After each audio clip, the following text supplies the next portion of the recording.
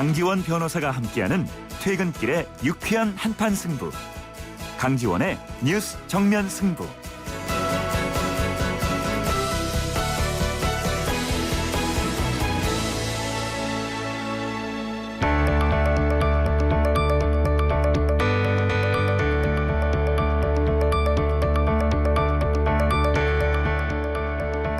뉴스보다 가까이 여러분의 생각을 들어봅니다. 오늘의 한마디. 대학 졸업생의 취업에 대해 시민 여러분의 한마디입니다. 연대 영문과를 나왔는데 갈 데가 없어요. 그래서 다시 또 신방과를 가서 갔는데 또 그게 또 안 되는 거야. 신방과를 나와도 특별히 취업이. 딸의 친구, 그 남자친구 같은 그 아이도 보니까 전공은 법학인데 그거를 못 살리고 호텔을 갔다가 거기서 그냥 그 아이들 말로 까인다 그러죠. 거기서 적응을 못 시키고 나오더라고요. 그래서 오히려 다른 데 갈 때는 그 뭐 학벌이 하나도 도움이 안 된다는 그런 표현을 제가 들었어요. 기업 문화가 너무 이제 학벌 스펙이 이제 다 대단하다 보니까 이제 굳이 그런 이제 고학력자는 필요 없고 고학력자보다는 그보다 나아진 이제 좀 생산직이나 남들이 좀 하기 힘들어하는 일 그런 일에 이제 학력을 낮춰서 그렇게 해서 이제 취업의 돌파구를 찾아가는 것 같아요. 대학을 나오시고 다른 학문을 전공하신 분들이 취업 때문에 이렇게 생산직으로 가기 위해 일부러 학력을 속이는 현상이 좀 안타깝기도 하고.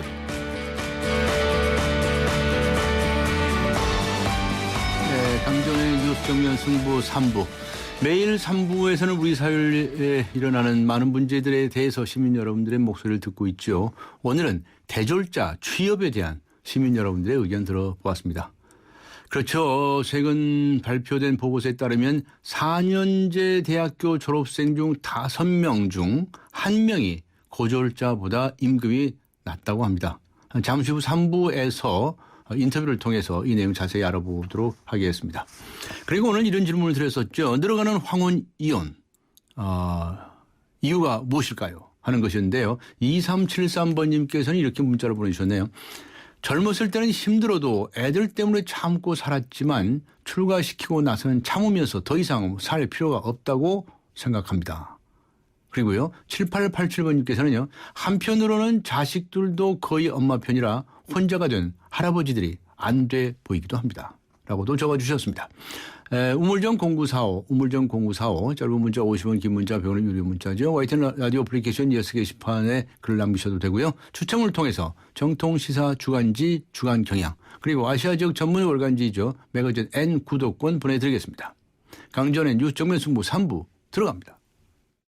우리집 통신 대표번호 101 TV지를 101로 인터넷을 101로 홍보이도 101로 모두 가입해 CCTV 맘카도 101로 함께 101 우리집 통신은 101로 모두 다 해결해요. LG U+. 요즘 잘 나가는 인컴 펀드 들어봤나? 다들 솔루션 하는데 정말 솔루션이 맞는지 몰라. 피델리티 인컴 솔루션은 달라. 주식 인컴, 채권 인컴, 멀티 애셋 인컴. 입맛에 따라 시장에 따라 온갖 해법이 함께하지. 피델리티 자산운용 토탈 인컴 솔루션. 투자 손실에 유의하세요.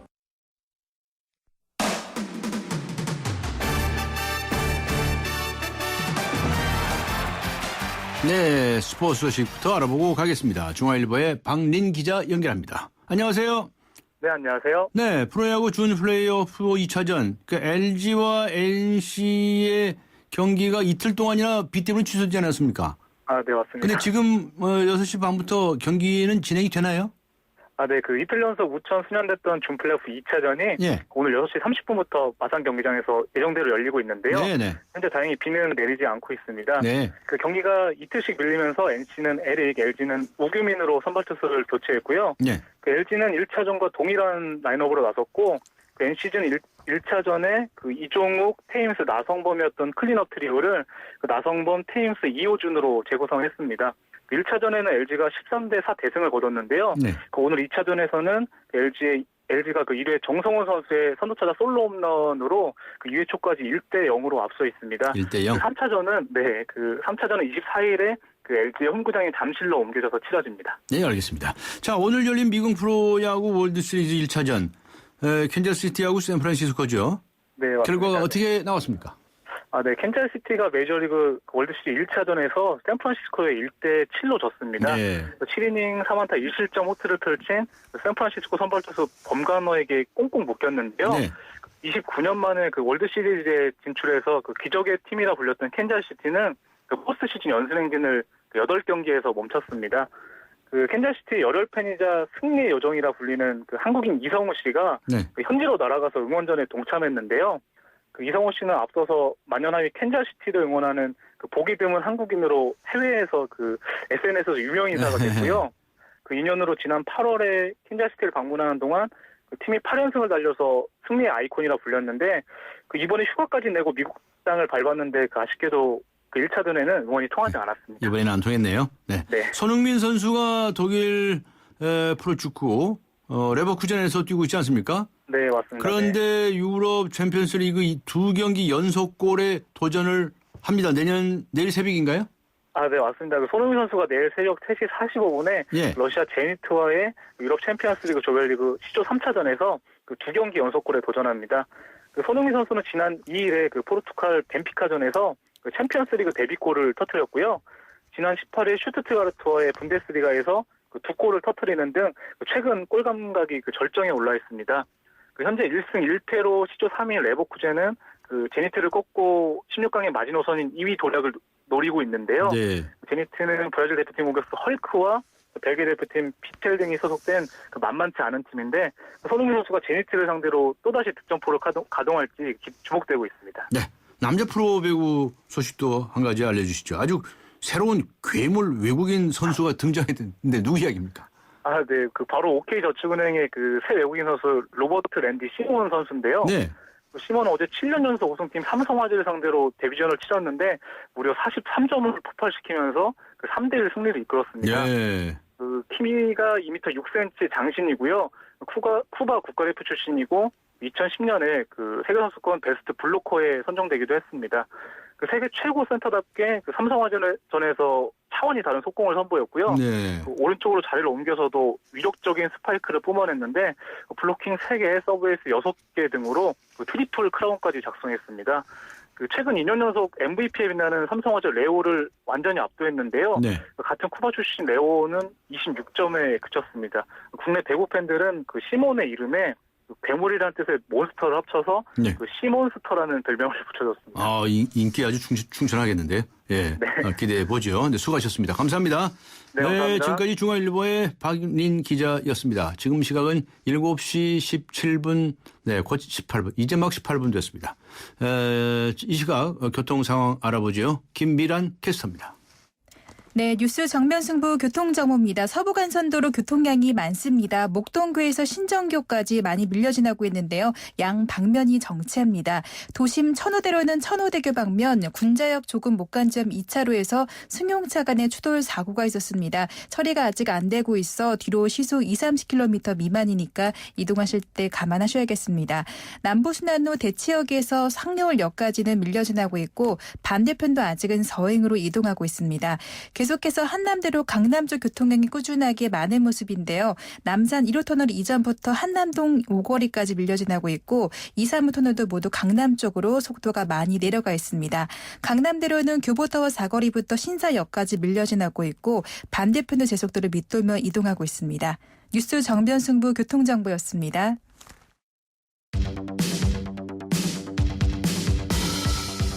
퇴근길을 함께하는 냉철하고 따뜻한 뉴스 정면 승부. 뉴스 정면 승부는 여러분의 참여를 기다립니다. 50원의 유료 문자 샵 0945와 YTN 라디오 스마트폰 어플리케이션 예스를 통해 여러분의 의견을 보내주세요. 뉴스 정면 승부는 여러분의 의견에 항상 귀 기울이고 있습니다. 흔히들 고졸이라든가 대졸이라든가 이런 최종 학력에 따라서 연봉이 달라진다고들 하죠. 그런데 그게 모두에게 해당되는 말은 아니라고 합니다. 고졸자보다 임금이 낮은 대졸자들이 늘고 있고요. 그다음에 취업을 위해서 고졸이라고 학력을 속이는 그런 대졸자들도 늘어났다고 합니다. 자, 이 문제 어떻게 보아야 할까요? 청년들의 생각 먼저 들어보겠습니다. 청년윤의 정준영 정책국장 만나보겠습니다. 안녕하세요. 네, 안녕하세요. 네, 4년제 대학 졸업생 5명 중 1명이 고졸자보다 임금이 낮다. 이런 통계가 발표가 됐는데요. 이거 어떻게 네네. 읽으십니까? 사실 학력 간 소득 격차가 큰 사회에서 취업을 위해서 대부분의 학령 인구가 대학에 진학하고 있지 않습니까? 네. 그러나 이제 이 대학 교육이 노동시장과 제대로 연계되지 못하고 네. 고학력자들이 자기 교육 수준에 맞게 진출할 수 있는 양질의 일자리가 턱없이 부족한 게 현실입니다. 네. 그리고 사실 부실대학들이 마구잡이로 막 난립을 하다 보니까 이제 대학에 가두 취업하기 굉장히 어려운 게 현실인데요. 예. 이에 따라 사실 결과적으로 대졸자들 중에서도 임금 수준이 고졸자에 비해 낮은 인원이 증가하고 있는 것이고, 네. 그러니까 고등학교 이후에 기술직이나 생산직에 곧바로 취업하는 인원보다 임금이 낮아지게 되는 거죠. 예. 근데 물론 평균적으로는 대졸자의 임금이 고졸자보다 훨씬 높은 것은 여전하다고 보고 있습니다. 네. 자, 게다가 대졸자들이 대졸자라는 사실을 감추고 나 고졸자입니다라고 해서 취업하는 사례도 늘어난다면서요. 이게 저희가 요즘 하는 말로 참 우픈 현상이라고 볼 수 있는데요. 네. 아까 말씀드린 것처럼 그러니까 대졸의 고학력 실업자가 넘쳐나는 상황에서 대학 졸업장만으로는 취업하기가 하늘의 별따기입니다. 네. 근데 사실 이렇게 스펙 경쟁에 시달리고 있음에도 그나마 우리에게 있는 자리가 계약직이거나 간접 고용 등의 이런 불안정한 일자리일 뿐이어서 네. 사실 구직 기간이 계속 길어지고 취업은 점점 절박해지는 상황이라면 네. 차라리 고졸로 학력을 낮추는 전략을 택하는 것이라고 봅니다. 네. 그러니까 이게 대학 교육에 들이는 시간과 엄청난 비용으로 볼 때 사실 현재 한국 대학 교육의 천차만 현실을 보여주는 기현상이 아닐까 그렇게 보고 있습니다. 혹시나 말이죠. 이게 무슨 대학이 부실하거나 무슨 대학의 교육을 잘못 시켰거나 하는 문제를 떠나서 네. 우리 이 젊은이들이 말이죠. 대학교를 과감하게 거부하고 고등학교 졸업한 후에 바로 직장에 취직을 하고 그리고 대학교는 나중에 가는 이런 방식을 선택하는 것이 훨씬 더 옳은 일 아니겠습니까? 사실 그런 맥락에서 정부에서도 이제 일학습 병행제라고 해서 네.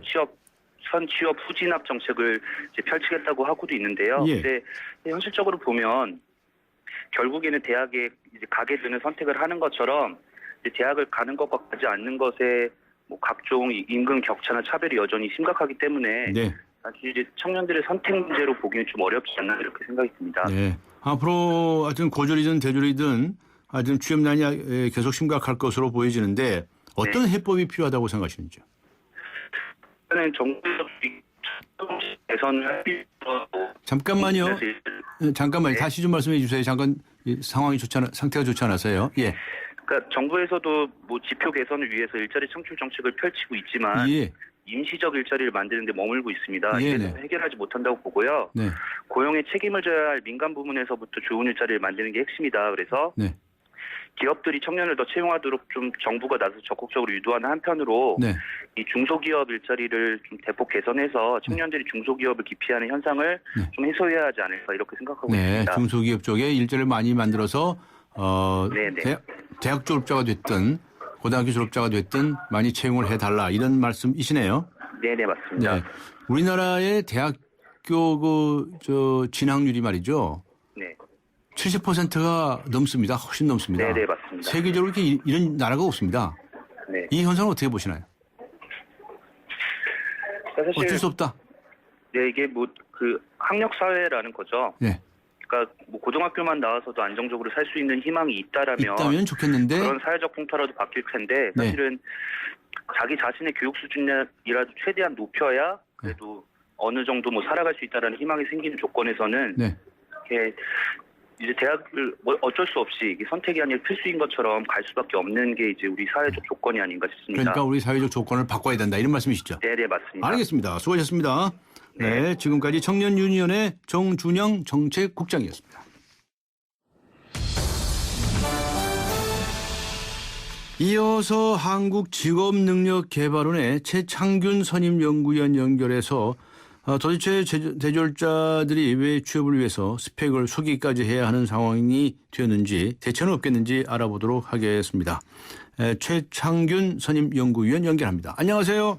예, 안녕하세요. 네, 요즘 통계가 나온 것처럼 4년대 대졸자 5명 중 1명이 고졸자보다 평균 임금이 적다.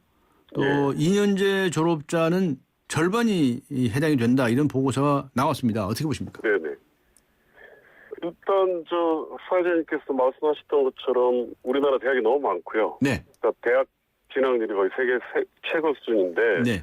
문제는 이 대졸자가 갈 만한 일자리는 선진국에서 그렇게 많지 않거든요. 우리가 전체 당연하죠. 일자리 중에 그 비중이 20%밖에 안 되는데 선진국은 40%가 넘고요. 그러니까 예. 선진국보다 대학은 많이 가는데 상대적으로 예. 대졸자가 갈 만한 일자리는 상대적으로 적은 거니까 네. 당연히 대학 나와도 제대로 대접 못 받는 사람들이 많아질 수밖에 없는 그런 상황이 아닌가 싶습니다. 네, 단도직입적으로 말이죠. 이거 어떻게 개선해야 되겠는지 그거부터 질문을 하겠습니다. 한편에서는 이 젊은이들이 또 쓸데없이 대학 교육을 가가지고 말이죠. 시간 낭비하고 이런 걸 하기보다 선 취업하고 후 진학을 한다든가 또 그렇게 하도록 사회에서 여건을 만들어 준다든가 뭐 이런 것들이 이런 정책이 과감하게 이루어져야 되지 않겠습니까? 그렇죠. 일단은 대학이 너무 많아서 생긴 문제니까 대학 수는 지금보다 대폭 줄일 필요가 있을 것 같고요. 네. 그러니까 제대로 교육 못 시키는 하위권 부실 대학들은 과감하게 정리하는 그런 대학 구조조정 대학을 과감하게 줄여라. 확고하게 좀 진행이 돼야 될 것 같고요. 그다음에 사회자께서 말씀하신 것처럼 요즘은 이제 평생학습 시대, 평생 배워야 되는 시대인데 그럼요. 대학을 꼭 고등학교 나오자마자 바로 갈 이유는 전혀 없거든요. 그럼 누가 그렇게 정했습니까? 그렇게 정한 사람 한 번도 없습니다. 그래서 그런 여건을 충분히 조성을 해서 자기가 언제든 이제 배울 수 있는 상황이 되고 여력이 될 때 대학을 갈 수 있게 길을 열어준다면은 사실은 그렇게 막 고등학교 나오자마자 바로 대학 가려고 그러고 이런 풍토 많이 줄어들지 않을까 싶습니다. 네. 그런 측면에서 한국직업능력개발원 같은 데서 좀 여러 가지 좀 대책 좀 만들고 정책 좀 만들면 안 됩니까? 물론 저희도 많이 고민을 하는데요. 이게 어쨌든 쉽게 이 정책화가 돼서 이렇게 실행되기까지는 여러 가지 어려움이 있네요. 그래서 사실 구조조정만 해도 조금 더 정부가 과감하게 해야 되는데 그렇게 못하는 측면도 많이 있는 것 같아요. 저는 그 대학을 구조조정하려고 그것도 해야 되지만 그것도 취재 당연히 해야죠. 하지만 동시에 학생들 스스로가 말이죠. 대학을 거부하고 바로바로 취직할 수 있도록 양질의 이 예술 전문직이라든가 이런 일자리를 많이 만드는 거예요. 고졸 취업자들 아주 우대하고 심지어는 군 복무에 있어도 여러 가지 혜택을 좀 준다든가 말이죠. 이런 정책을 과감하게 도입하면 안 될까요? 그런 부분들을 이제 도입하려고 고민들은 많이 하고 있는 것 같습니다. 고민만 하고 있군요. 근데 항상 실행에 조금 시간이 많이 걸리고 약간 이런저런 상황을 이제 고려하면서 자꾸 주저주저 하는 게 좀 문제인데. 참 이 외국의 상황은 어떻습니까? 선진국의 예를 우리처럼 들어보신다면. 이렇게 대학이 안 많죠. 대학이 안 많고. 무슨 대학이 많지 않고. 아무나 대학 가는 상황도 아닙니다. 그러니까 그리고 이제 우리보다 대학 교육이 훨씬 충실이 되고 있고요. 그러니까 우리 같은 경우는 사실은 입학만 하면 졸업을 쉽거든요. 자기가 스스로 그만두지 않는 한 이 학생이 아무리 공부를 열심히 안 하고 대학생활 충실히 안 하더라도 졸업장 쉽게 줍니다. 왜냐하면 학생 수가 곧 돈이거든요. 대학 장사. 수입이 줄어들으니까 우리는 입학도 쉬울 뿐더러 졸업은 더 쉬운 상황인데 선진국의 경우는 입학은 쉽더라도 졸업은 굉장히 어렵거든요. 그러니까 대학에서 제공하는 교육 과정을 충실히 이수하지 못하면 졸업이 안 되는 거죠. 그러니까 그만큼 이제 배출하는 자기 학생들에 대한 질 관리가 되고 있는 거고요. 이거를 노동시장에서 알고 있는 거죠. 그러니까 그 대학 교육을 신뢰하고 대졸자들을 상대적으로 우대하고 이런 게 이제 가능한 건데 우리는 이렇게 막 밀어내기식으로 제대로 질적으로 갖춰지지 않은 상태로 학생들을 밀어내니까 이게 노동시장에서 안 받아주는 거죠. 대학 나왔다고 하더라도. 그래서 도움 안 된다 이렇게 생각하는 거죠. 그래서 이제 대학도 구조조정을 해라 이런 말씀을 하셨는데 저는 이 대학을 가려고 하는 그 청소년들, 학생들, 특히 고졸자들을 대학에 보내지 말고 기업에서 다 빼가야 됩니다. 네? 뭐 그렇죠. 다 빼가야죠. 더 좋은 보수를 주고 더 앞날을 보장하고 말이죠. 또 그다음에 다 거기서 기술을 연마해서 마이스터가 되고 장인이 될 수 있도록 말이죠. 그런 정책적인 노력이 있었으면 좋겠는데 시간이 다 됐습니다. 오늘 여기서 마쳐야 되겠습니다. 수고 많으셨습니다. 네, 감사합니다. 네, 지금까지 최창균 한국직업능력개발원의 선임 연구위원이었습니다. 변비약은 생약 성분 변비약은 그래서 변비엔 변락 힘들어하는 당신의 장을 위해 변비엔 변락 송일국입니다. 프로바이오틱스 고를 땐 두 가지만 기억하세요. 위에서는 쥐락 잡아주고 장에서는 펴락 풀어주고 세계인의 장을 쥐락 펴락 수출하는 프로바이오틱스. 세계가 주목하는 데는 이유가 있겠죠. 쥐락 펴락 기오락. 건강기능식품 광고입니다. 네, 요즘 왜 이렇게 황혼이혼이 늘어난 걸까요? 이런 질문 드리고 있습니다. 우물정 0945번으로 많은 의견 보내주시기 바랍니다. 네, 잠시 후 4부에서 뵙겠습니다. 인천 지역 맞춤형 일자리 창출 지원 사업. 인천 지역에 맞는 맞춤형 교육을 통해 준비된 인재가 지역의 관련 기업으로 취업하는 사업입니다. 취업 희망자는 채용 희망 기업이 원하는 기술이나 지식을 배울 수 있어서 좋고, 채용 희망 기업은 기업이 원하는 능력을 갖춘 취업 희망자를 뽑을 수 있어서 좋은 인천 지역 맞춤 일자리 창출 지원 사업. 자세한 사항은 인터넷 홈페이지 injob.or.kr에서 확인하실 수 있습니다. 이 캠페인은 고용노동부, 인천광역시, 사단법인 인천벤처기업협회와 함께합니다. 서양 고전음악을 완성시킨 천재 작곡가 악성 베토벤. 그의 음악적 잠재력을 일깨워준 사람은 스승인 크리스티안 네페 선생님이었습니다. 네페 선생님은 지루한 이론과 반복적인 연습을 강요하지 않았습니다. 이탈리아와 프랑스, 독일의 유명한 오페라를 감상할 기회를 마련했고, 어린 베토벤이 음악에 대해 더 깊이 느끼고 생각할 수 있도록 이끌었습니다. 가르치는 것이 아니라 깨우치는 교육, 아이들의 잠재력을 활짝 꽃피우는 우리 교육의 희망입니다. 이 캠페인은 I am the key, 눈높이 대교와 함께합니다. 강지원의 뉴스 정면 승부. 네, 요즘 왜 이렇게 황혼 이혼이 늘어난 걸까요? 라고 하는 질문을 드렸는데요. 8801번님께서는 이렇게 문자를 보내주셨습니다. 각 가정마다 사정이 있겠지만 이혼까지 사회의 유행처럼 번지는 것 같아서 씁쓸합니다.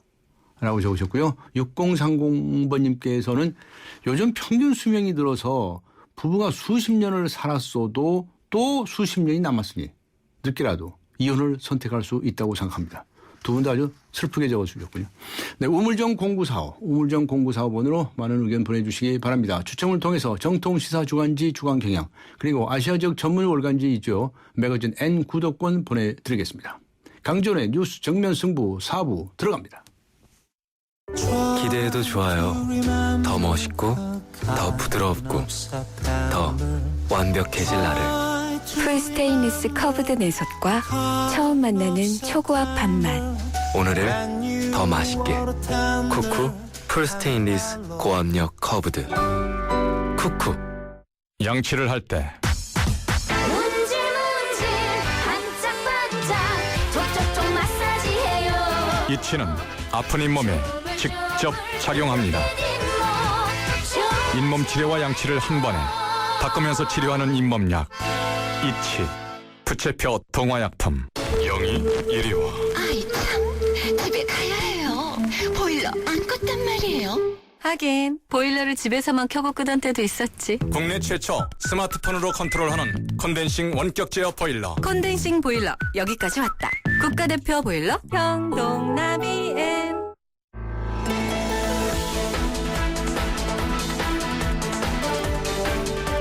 세상을 바꾸는 정면 승부.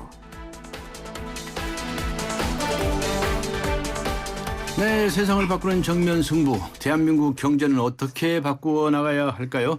오늘 한국금융연구원의 박종규 선임연구원 나오셨습니다. 안녕하셨습니까? 네, 안녕하셨습니까? 네, 먼저 오늘 들어온 소식부터 간단히 짚고 넘어갔으면 좋겠는데요. 네. 한국은행이 올 3분기 외환시장 동향을 발표하지 않았습니까? 네. 엔저 기조. 네. 엔저 기조가 아주 중요하게 언급이 됐더군요. 네, 네.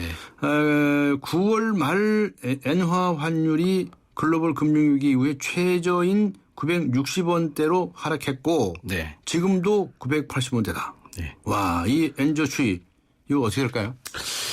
이게 저 당분간, 그러니까 내년이나 후년까지를 봐도 네. 이런 추세가 지속되지 않을까 싶습니다. 계속 될 거로 보십니까? 예. 그럼 아베가 계속 그렇게 유지를 하고 있는 거죠? 그렇죠. 일본은 지금 경제가 그 생각만큼 풀리지 않고 있기 때문에 네. 돈을 더 풀어야 되는 그런 입장이고요. 네. 반대로 이제 미국은 모든 게 다 좋습니다. 그래서 금리도 이제 올리기 시작한다 이렇게 되어 있기 때문에 미국과 일본 그 경제 사정이 완전히 반대로 가고 있네요. 예, 네. 그래서 엔화가 달러 대비 약세가 될 가능성이 그렇지 않을 가능성보다 훨씬 많다 이렇게 생각합니다. 네. 그리고 그것도 상당히 지속될 것 같다. 그렇죠. 한 적어도 한 내년 또 후년까지는 이런 시대가 되지 않겠나 싶습니다. 미국이 금리를 좀 올리지 않겠습니까? 네, 올리겠다고 말을 하고 있죠. 네. 네. 미국이 올리면 올릴수록 엔화가 약세가 되고요. 네. 엔저가 되는 것이죠. 네, 그렇군요. 그게 참 우리나라에도 어차피 큰 영향을 미칠 텐데요. 예, 우리가 경쟁을 많이 하고 있으니까요, 일본이랑. 예. 네. 이게 호재는 아니죠. 우리 경제 호재는 아닙니다. 네. 네. 그래서 기본적으로 이 환율의 움직임에도 불구하고 경쟁력을 가지고 계속 그 상품과 서비스를 수출할 수 있는 그런 실력을 키우라. 네. 이건데 참 이게 실제로 이거 하기는 힘들지 않습니까? 그게 당연히 환율 문제는 말이죠. 유리한 점이 있는 거 하면 불리한 점이 있잖아요. 예, 동전의 양면과 같잖아요. 그렇죠. 거기서 참 조화를 찾기 어려운 문제가 환율 문제가 아닌가 싶어요. 그죠? 예, 그렇습니다. 자, 우리나라 경제를 한번 보면 정말 주요 거시 경제 지표는 괜찮다고 하는데 체감 경기는 정말 나쁘거든요. 예. 네, 서민들이 느끼는 경기는 정말 나쁩니다. 네. 이걸 이제 저성장 저물가 엔저 이렇게 표현하시는 분들도 있는데요. 괜찮을까요? 신삼저 현상이다. 예, 저는 그 중에서 저성장이 참 심각하다고 생각이 저성장이요? 듭니다. 네. 아, 예. 우리가 지난번에 그 경제가 저점으로 내려왔을 때가 2012년 여름쯤이라고 이제 2012년 분석이 여름. 되는데 그때부터 사실 경제가 조금씩 좋아지고 있는 상황입니다 지금. 근데 저점에서부터 시작해가지고 지금까지 예를 들어서 이제 민간 소비하고 또 설비 투자 같은 건요. 역대 경기 회복기에 보여줬던 것보다 거기에 비해서 제일 부진합니다. 네. 그래서 이게 지금 이게 이번 경기 회복기는 참 과거에 80년대부터 봐도 그렇거든요. 네. 과거 한 20-30년 전에 그 경기 회복기에 비해서는 굉장히 그 모양이 다르다. 네. 아주 부진한 그런 그 경기 회복기다 이렇게 생각이 됩니다. 네. 초이노믹스 요새 얘기가 참 많이 나오는데요. 예. 그래서 이제 어떻게 경기를 부양해 보려고 애를 쓰는데 좀 잘 됐으면 좋겠어요. 근데 어떻게 잠재력이 있다고 생각하시면 예를 들면 소비를 또 늘어나서 내수도 늘어나고 해야 할 텐데 소비에 이런 잠재력은 있다고 보십니까? 잠재력은 있다고 봅니다. 왜냐하면 왜냐하면은 가계부채가 좀 높아도 가계부채 모든 게 다 이제 엮여 있는데요. 네. 이겁니다. 그러니까 우리 그 경제의 그 노동 생산성이 증가하는 것보다 노동 생산성은 그래도 꾸준히 증가하고 있는데 임금이 그 7년 전하고 거의 달라지지가 않았거든요. 근데 이게 뭐냐면 다 이제 기업 소득으로 간 겁니다. 그래서 지금 초이노믹스에서 이제 대표적으로 하는 게 이제 기업 소득 환류세제. 이거를 우리가 여러 차례 얘기했죠. 여러 차례 얘기했는데 기업 소득을 가계로 좀 환류를 시켜주면 그 소득이 좀 높아지니까 소비도 좀 살아날 거고 부채도 좀 갚을 거고 그래서 그거를 좀 잘 해야지 그걸 잘 할 수 있다면 우리가 그 여력은 있다 이렇게 생각하죠. 그런 의미에서 여력이 있다고 보시는 거군요. 예, 저는 그런 의미에서 기업이 그냥 돈을 꽁꽁 묶어가지고 있다고 늘 이제 비판을 받고 있는데 그 기업에서도 변명거리가 있습니다. 아니 그냥 현금을 창고에다 쌓는 게 아니고 무슨 건물이니 시설이니 이런데 들어가 있는 돈이다 이렇게 변명을 해요. 네, 그거 참. 그래서 근데 건물 이거는 사실 뭐 얼마 전에 뭐 그 현대자동차가 뭐 10조 원을 주고 뭐 한전 부지를 샀다 그러지 않습니까? 예, 예. 그런 거는 경기 회복하고는 거의 뭐 그 상관이 없는 거고요. 네. 기업들이 우리 뭐 어떤 투자를 하고 있다고 할 적에는 뭐 거기다가 이제 새로운 건물을 지을 때 이때 이제 그 우리 경기 회복과 관련이 있는 그 경기 회복에 도움이 되는 그런 투자를 하는 거거든요. 네. 그래서 기업들이 이제 뭐 투자를 하고 한다고 했을 적에 뭘 새로 짓는 데거나 새로 만든 거는 이런 투자 활동을 좀 하도록 세제를 잘 그 만들어서 효과를 좀 봤으면 좋겠습니다. 알겠습니다. 또 하나의 우리나라의 지금 문제가 지하 경제인데 말이죠. 네. 이 새 정부 들어서면서도 이제 지하 경제에서 뭔가 하여튼 좀 뭘 얻어내려고 하지 않았었습니까? 그런데 벌써 그렇죠. 집권 현지가 2년. 예. 예. 그런데 별 지하 경제가 무슨 양성화돼서 거기서 무슨 세원이 부착됐다든가 뭐 그런 소식은 안 들리지 않습니까? 예, 그 정부의 말을 들어보면은 뭐 성과가 많이 있었다라고 얘기는 합니다. 아, 많이 있었다고? 네, 지하 경제 양성화를 해갖고 세금을 더 많이 걷었었다. 근데 문제는 그렇게 해도 이 정부의 그 지출 늘어나는 거에 대해서는 역부족이라는 사실이 작년하고 금년만 봐도 그게 드러나지 않습니까? 네. 작년에도 뭐 세수가 뭐 8조 6천억 원이나 안 들어왔다 그러고 금년도 뭐 벌써 지금까지 뭐 10조 원 정도 덜 들어왔다고 하니까요. 그래서 이게 참 지하 경제를 양성화하는 게 참 어려운 모양이에요. 네. 이게 저 사실 우리나라 그 지하 경제가 2010년 현재로 뭐 GDP의 뭐 25%가 지하 경제다 이렇게 돼 있거든요. 근데 이게 지하 경제라는 거는 이제 세금을 내야 되는데 내지 않는 거는 다 지하 경제입니다. 네. 근데 그래서 이제 이게 만약에 그 24.7%가 이제 그 중에서 한 10%만 그 양성화 된다고 하더라도 아이고, 어마어마하죠. 굉장하죠. 지금 2010년 현재 우리나라가 OECD 38개 국가 중에서는 6번째로 지하 경제 규모가 크다 이렇게 되어 있었는데요. 일본이 이제 11%예요. 그리고 미국이 뭐 9.1%밖에 안 되고, 근데 우리나라가 25%에서 한 10% 포인트만 그 양성화 된다고 하더라도. 그렇게 되면 이제 세금이 더 많이 들어올 텐데 우리나라 지금 조세 부담률이 한 GDP 20% 정도 되니까 그렇게 대입해서 계산을 해보면은 한 300조 정도 세금이 더 들어올 수 있다 이렇게 되는 거거든요. 그러니까 이제 300조가 이제 그 지하 경제 규모고요. 한 어디 여기다가 이제 하면 한 세금을 붙이면은 한 25조에서 30조 정도 그거 더 들어올 수 있다는 거니까 그 정도면 뭐 아무 문제가 없는 거죠. 우리 재정이 장기적으로도. 그래서 아마 그런 거를 생각하고 이제 지하 경제를 양성화하면은 다른 세금을 거두지 않아도 그 증세 없이 복지 재정에 그 부담을 할 수 있다 이렇게 그런 생각을 한 모양인 것 같은데 이게 참 쉽지가 않은 모양입니다. 잘 하는 게. 세금 내지 않는 게 세금에서 빠져나가는 게 그게 지하 경제라고 하시는데요. 누가 그렇게 세금에서 빠져나갑니까? 뭐 지하 경제라고 하면 이제 지하 세계에서 이제 움직이는 그런 거를 이제 생각하죠. 그 뭐 조폭이나 무슨 뭐 밀수, 마약 이런 거를 생각하시는데요. 그것뿐만이 아니죠. 그것뿐만이 아니죠. 자기 세금 100%를 완벽하게 신고하지 않은 부분은 다 지하 경제라고 보면 되거든요. 그러니까 그 우리나라가 OECD 국가 중에서 지하 경제 규모가 굉장히 높은 이유 중에 하나가 가장 중요한 이유가 자영업 부문 때문에 그렇다고 그래요. 자영업. 그러니까 뭐 자영업 하시는 분들이 뭐 영세 자영업 하시는 분들은 뭐 굉장히 힘들게 소규모 자영업 하시는 분들은 세금 내시는 분 거의 없어요. 이거 공제하고 저거 공제하고 하면요.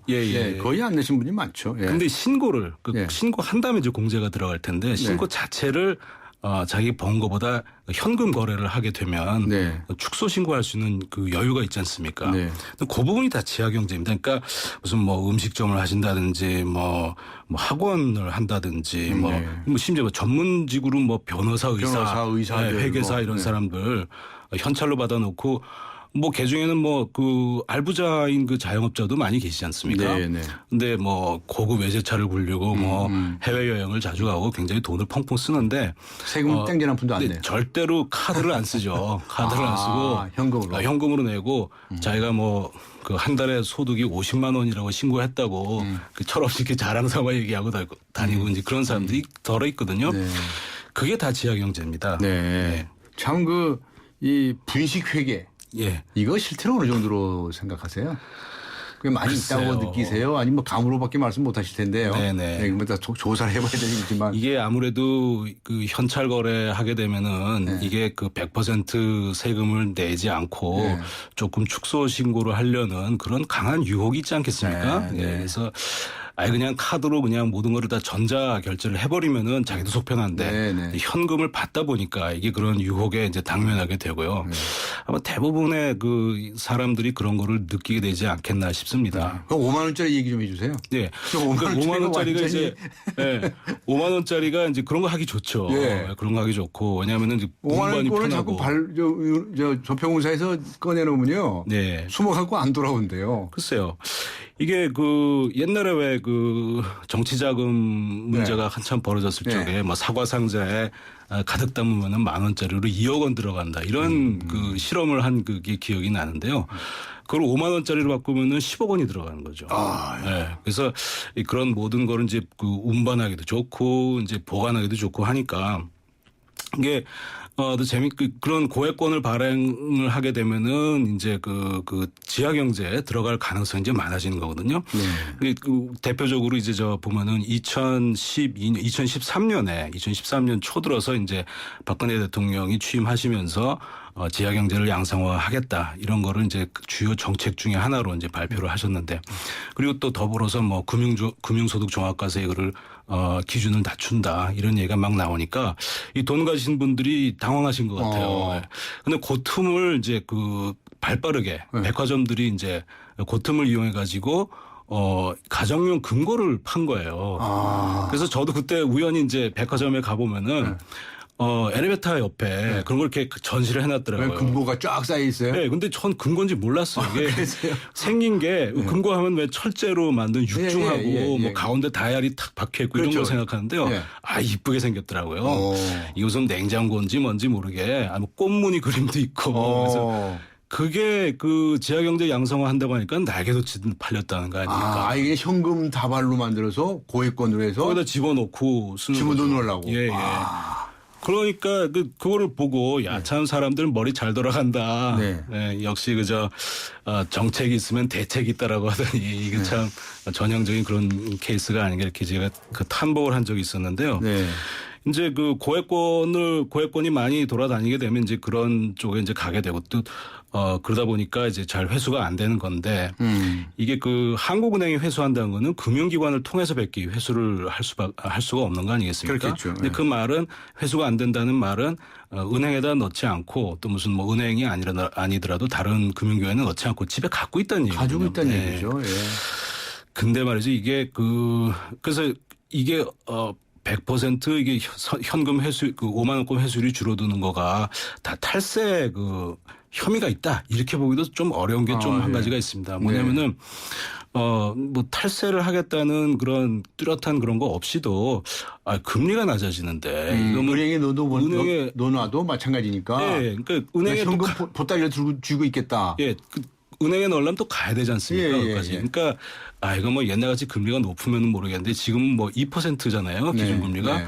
정기예금 금리가 뭐 거의 2% 뭐 1%대 됐다고 하고. 근데 거기서 은행에 넣어두면은 거기서 또 세금을 떼야 되지 않습니까? 그 원천 징수를 떼면은 1% 중반이나 뭐 1% 정도 요거밖에 안 되니까 내가 뭐 이거 하려고 뭐 은행에다 넣냐. 그러면서 이제 가지고 있는 경우가 많아요. 그럼 돈의 흐름이 포착이 될 수가 있어요. 그렇죠.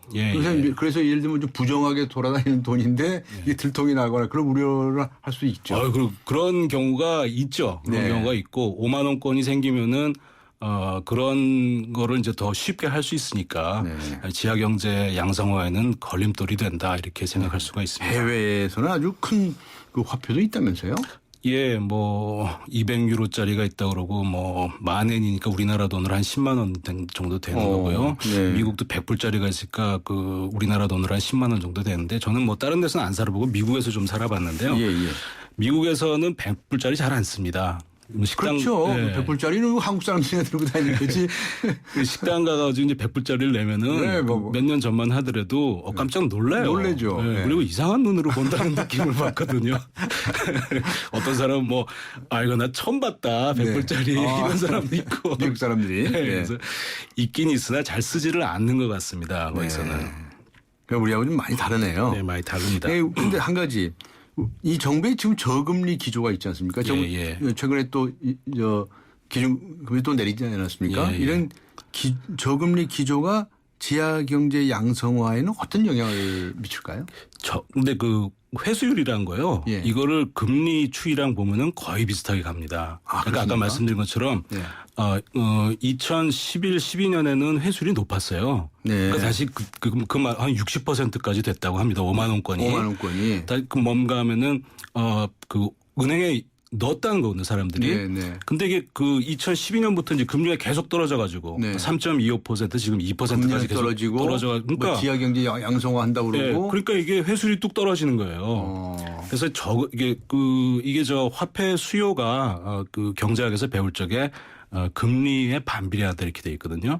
금리가 낮아지면 화폐 수요가 많아지는 거죠. 그래서 5만 원짜리를 자기가 보유하려고 하는 게 많아진다. 이렇기 때문에 물론 탈세의 그런 혐의가 없진 않지만 이런 금리가 자꾸 낮아지는 상황에서 5만 원짜리의 회수율이 낮아진다는 거는 그 화폐 수요가 많아지는 그런 현상으로 우리가 자연스러운 현상으로 이해할 수 있다 이렇게도 볼 수가 있습니다. 오늘 말씀 나누다 시간이 다 됐습니다. 오늘 여기까지 마쳐야 되겠습니다. 수고하셨습니다. 지금까지 한국금융연구원의 박종규 박사였습니다.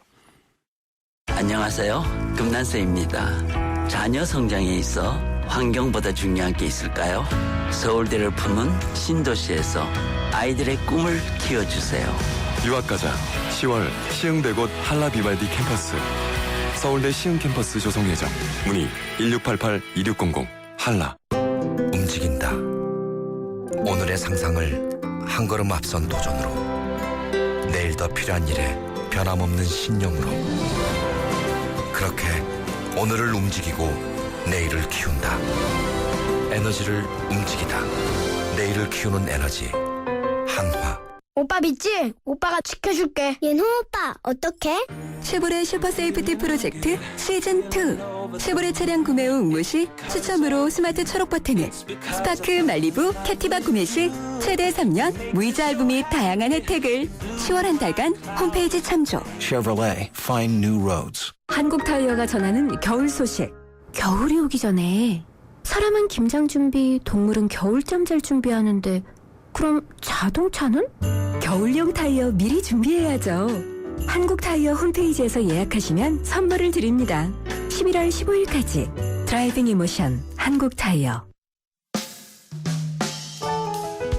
네, 요즘 왜 이렇게 황혼 이혼이 늘어나는 걸까요? 라고 하는 질문에 대해서 4854번님께서는 노후 대책이 연금만 불입해서 될 것이 아니고 배우자한테도 잘해야 한다는 인식이 필요한 것 같습니다.